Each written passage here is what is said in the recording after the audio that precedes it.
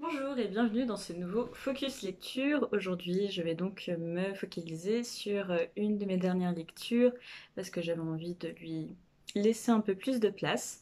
Et il s'agit de Raison et Sentiment de Jane Austen. Donc, je vous montre juste la couverture qui est fort sympathique.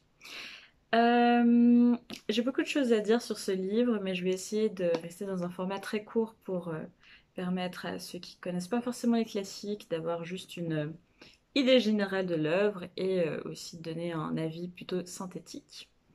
Donc, on va commencer tout de suite par le résumé. Alors, qu'est-ce qui se passe dans ce livre? Donc, c'est un des romans de Jane Austen, c'est d'ailleurs son premier, le premier qu'elle a publié. Jane Austen étant une auteure anglaise du 19e siècle qui vivait en Angleterre et qui a écrit une série d'ouvrages très cyniques et acérés sur la société qu'elle côtoyait, donc le beau monde anglais de cette époque. Raison et sentiment est son premier. Et première chose que j'ai envie de préciser, je trouve que ça se ressent dans son livre. Je trouve que comparé à un Emma ou un Orgueil de préjugés, qui sont deux autres de ces romans qu'elle a écrits, je trouve qu'on sent vraiment que ce livre manque de maturité à divers moments. Je vais y revenir. Donc, pour l'histoire, on suit les trois sœurs d'Ashwood, et en particulier surtout Elinor la première et Marianne la deuxième, qui sont avec leur mère éjectées de leur résidence principale où elles vivaient à la mort de leur père. Elles se retrouvent dans un petit cottage, une petite maison, sur le territoire d'amis qui vont les intégrer à la vie campagnarde anglaise. C'est un thème qui revient constamment dans les romans de Jane Austen, que j'aime beaucoup d'ailleurs, hein, c'est absolument pas une critique, mais on va se retrouver dans cette bourgeoisie anglaise campagnarde avec tous les personnages stéréotypés qu'on pourrait y retrouver, notamment la vieille dame qui s'occupe des histoires d'amour, le gentleman anglais qui se targue d'être extrêmement populaire alors qu'en réalité pas vraiment, le jeune homme dandy magnifique mais qui a de nombreux défauts cachés, etc. etc. etc. Euh, on va donc suivre les pérégrinations d'Elinor et de Marianne qui vont essayer de trouver l'amour, bon gré mal gré, et qui vont rencontrer de multiples déboires. Elinor est une jeune femme extrêmement posée, raisonnable, douce et empathique envers les autres. C'est un personnage que j'ai beaucoup aimé, je me suis beaucoup identifiée à Elinor. Et tout à son contraire, Marianne, elle, est torturée, vive et extrêmement impulsive. Et Marianne n'a que 16 ans, ce qui est aussi important dans le récit parce que ça explique en partie son caractère tout feu tout flamme. Suite à de nombreux déboires amoureux, elles finiront par trouver l'amour. Et c'est une lecture qui vraiment est une sorte de récit, j'ai envie de dire initiatique, en tout cas le récit d'un rite de passage de ces jeunes filles à l'âge adulte à travers leur vie amoureuse, sentimentale et sociale, parce que c'est aussi, comme tous les Jane Austen, ce sont aussi des romans qui analysent la société de l'époque et les liens sociaux, ce que je trouve toujours très intéressant. Donc ça, c'est pour le petit speech. Pour ce qui est du livre en lui-même, je l'ai lu, je l'avais déjà lu en réalité, je le relis parce qu'en ce moment j'ai une passion absolument sans borne pour les auteurs féminines anglaises du 19e siècle. Je ne saurais pas vraiment dire pourquoi, mais en tout cas ça me passionne. Je pense qu'après avoir étudié cette année énormément l'histoire antique, j'avais besoin de changer un petit peu d'air. Et du coup ça me plaît beaucoup. C'est de toute manière Jane Austen, les Sœurs Brontë, etc. sont des auteurs que j'adore. Donc ça me fait aussi plaisir de me replonger dedans à 24 ans. Je l'ai lu juste après Emma. Donc Emma qui est, avec Orgueil et Préjugés, considéré comme le meilleur roman de Jane Austen, le plus abouti. Je n'aurais peut-être pas dû, parce que du coup j'ai malheureusement trouvé Raison et Sentiment assez brouillon. Euh, Techniquement, ce roman était censé être un roman épistolaire. Et au fur et à mesure du temps, Jane Austen l'a transformé selon la forme qu'il a aujourd'hui. Donc un vrai roman, un roman classique et non pas un roman épistolaire. Ce qui fait qu'on retrouve quand même à quelques moments de très longues lettres, mais vraiment d'assez longues lettres. Euh, je trouve que déjà ces lettres ont un peu cassé le récit et d'une manière générale, j'ai trouvé, malgré le fait que ce soit un roman assez court, j'ai trouvé qu'il y avait beaucoup de longueur. Euh, Comparé à un Emma qui est extrêmement vif, saisissant avec énormément de cynisme, de bons mots, de petits traits d'esprit extrêmement vivifiants et aussi Emma qui était une protagoniste que je n'ai pas aimée mais qui du coup était quand même très intéressante et très Emma.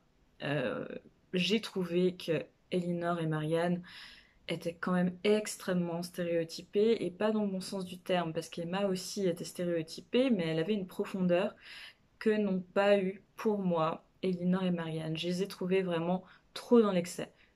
Marianne a 16 ans, soit.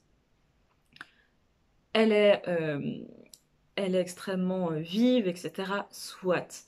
Mais je l'ai trouvée égoïste durant tout le récit. Elle ne s'inquiète absolument jamais de ce que peut ressentir sa sœur.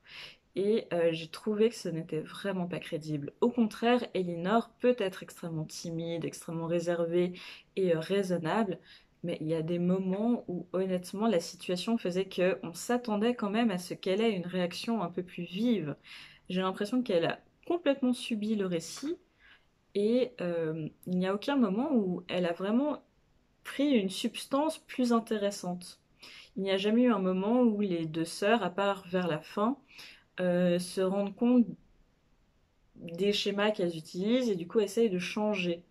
Elles se rendent bien compte de la manière dont elles sont, mais elles n'essayent absolument pas d'évoluer, elles n'ont pas vraiment évolué durant le récit, sauf à la fin. Et le moment où elles évoluent à la fin, on sent une grosse morale derrière que j'ai trouvé assez inélégante. J'aurais voulu un changement peut-être plus subtil. J'ai trouvé que la fin était très précipitée aussi. Donc ça, c'était quand même les éléments un peu négatifs. Un autre élément négatif, et décidément je commence par le négatif dans cette vidéo, c'est le fait que j'ai trouvé tout le roman extrêmement prévisible. Et quand je dis prévisible, c'est que j'ai Emma ou Orgueil et Préjugés sont des récits, ou Northanger Abbey ou Mansfield Park, qui sont deux autres récits de Jane Austen, sont relativement prévisibles parce que leur but ce n'est pas d'avoir un cliffhanger ou une fin extrêmement surprenante. Néanmoins, dans le cas de Raison et Sentiment, je me suis quand même ennuyée à plusieurs moments parce que je me disais, ok, maintenant il va se passer ça et ça. Et effectivement, c'était ce qui se passait et j'ai trouvé que je n'ai pas vraiment été très surprise par cette lecture. Et je trouve ça dommage. On sent la patte de Jane Austen et j'ai passé un excellent moment de lecture parce que c'est Jane Austen, parce qu'elle a une plume que je trouve magnifique. Mais j'aurais souhaité quelque chose de plus abouti. Je pense tout simplement que c'est son premier roman et qu'il manque encore un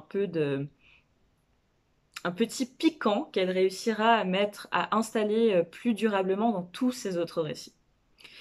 Euh, J'ai aussi trouvé les dialogues un peu longs. Parfois, honnêtement, j'ai sauté des pages, surtout que j'avais déjà lu, donc je ne voyais pas la nécessité de répéter ces longs dialogues qui étaient parfois extrêmement lourds, avec une morale qui était aussi très lourde. Et pour avoir lu de nombreux autres livres de l'époque, j'ai trouvé que là, c'était placé assez inélégamment. Euh, par contre, ce que j'ai beaucoup aimé, c'est qu'on retrouve de nombreux éléments, de nombreux personnages, en tout cas un style de personnage qu'on retrouvera dans tous les autres Jane Austen, donc ça c'était super. L'histoire est bien écrite, l'histoire est intéressante. Euh, En soi, si je ne plaçais pas aussi haut un Orgueil et Préjugés, un Mansfield Park, un Northanger Abbey, euh, j'adorerais ce livre. Mais étant donné que j'ai lu les autres, je dois admettre que celui-ci, pour moi, est un peu en dessous, pardon. Mais il reste merveilleux. Euh, Comme je l'ai dit, je me suis beaucoup identifiée à Elinor, même si j'aurais voulu qu'elle se bouge un petit peu plus. Et c'est un livre qui est aussi intéressant si vous connaissez Jane Austen, parce que vous pouvez soit vous identifier à Elinor, soit à Marianne. Donc c'est assez cool. Euh, pour les points positifs, donc comme je l'ai dit, c'est extrêmement bien écrit, l'histoire est passionnante, c'est un classique aussi, donc c'est toujours intéressant de lire un classique.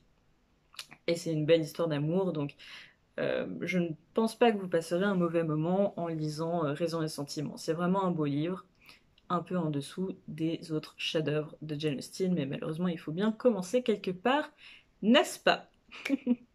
Alors, pour qui est-ce que je le conseillerais? Si vous voulez vous lancer dans la littérature anglaise du 19e et en particulier dans les livres de Jane Austen, je vous conseille de commencer par Raison et Sentiment. Tout simplement parce qu'ainsi vous aurez déjà la patte, vous allez apprécier votre lecture. Je n'ai aucun doute là-dessus, mais vous aurez le plaisir de découvrir tous ces autres romans après qui seront encore meilleurs. Je vous le conseille aussi parce que je trouve qu'il est beaucoup plus facile d'accès qu'un Emma, par exemple, qui soulève des questions de morale, peut-être un peu plus poussées. Euh, je vous le conseille aussi tout simplement si vous avez envie de lire une belle histoire d'amour sans forcément vouloir lire un classique. Parce que Jane Austen a cette patte et cette écriture extrêmement moderne qui vous permettra sans autre de le lire si vous n'avez pas de base en classique. Si vous voulez juste lire une histoire d'amour, une belle histoire aussi de relations entre sœurs, n'hésitez pas, il est parfait pour ça. D'ailleurs, je voulais aussi rajouter que si par hasard vous cherchiez à lire des livres en anglais, commencer par les Jane Austen est une bonne idée parce qu'ils sont extrêmement faciles d'accès. Moi, j'avais commencé à les lire quand j'étais au lycée et c'est vraiment très très facile à lire. Donc, ça peut être un bon moyen de lire de l'anglais avec une écriture justement assez fine, assez moqueuse, très vive.